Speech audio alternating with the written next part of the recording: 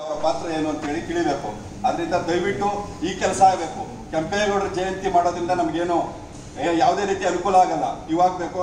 ಅದೇ ರೀತಿ ನಾಡಪ್ರಭು ಕೆಂಪೇಗೌಡರ ಭಾವಚಿತ್ರಗಳನ್ನು ಸರ್ಕಾರಿ ಶಾಲಾ ಕಚೇರಿಗಳು ಮತ್ತು ಸರ್ಕಾರಿ ಕಚೇರಿಗಳು ಪ್ರಪ್ರಥಮವಾಗಿ ಮೊದಲು ನಮ್ಮ ವಿಧಾನಸೌಧ ಎಲ್ಲ ಕೋಣೆಗಳಲ್ಲೂ ಹಾಕಬೇಕು ಅಂತ ಮನವಿ ಮಾಡಿದ್ವಿ. ಅದು ಯಾವುದೇ ರೀತಿ ಕೆಲಸ ಆಗಿಲ್ಲ.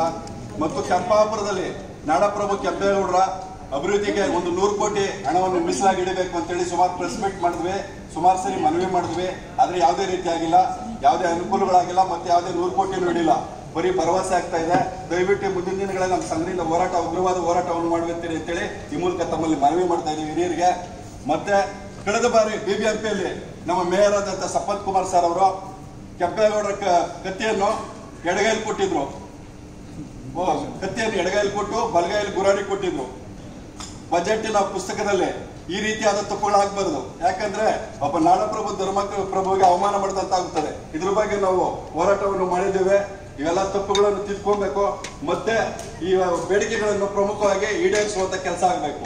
ಅದನ್ನ ಬಿಟ್ಟು ನಾವು ಕೆಂಪೇಗೌಡ ಜಯಂತಿ ಮಾಡ್ತೀವಿ, ಮುಂದಿನ ಫಂಕ್ಷನ್ ಮಾಡ್ತೀವಿ, ಜನ ಸೇರಿಸ್ತೀವಿ ಅನ್ನೋದ್ರಿಂದ ಕೆಂಪೇಗೌಡ ರೀತಿ ಯಾವುದೇ ರೀತಿ ಆಗಲ್ಲ.